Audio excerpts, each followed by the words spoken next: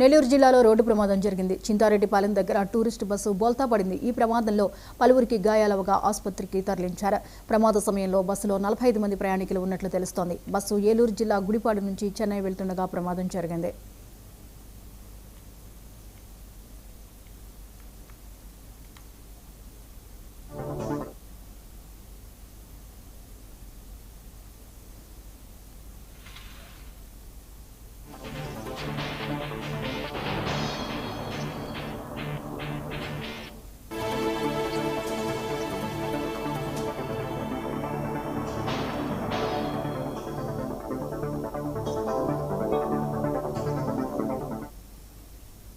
నెల్లూరు జిల్లాలో రోడ్డు ప్రమాదం జరిగింది. చింతారెడ్డిపాలెం దగ్గర టూరిస్ట్ బస్సు బోల్తా పడింది. ఈ ప్రమాదంలో పలువురికి గాయాలవగా ఆసుపత్రికి తరలించారు.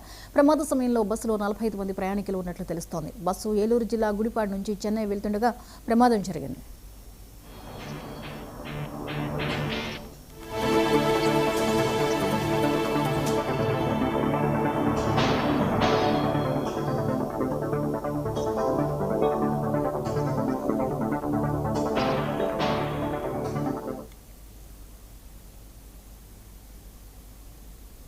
అనకాపల్లి జిల్లాలో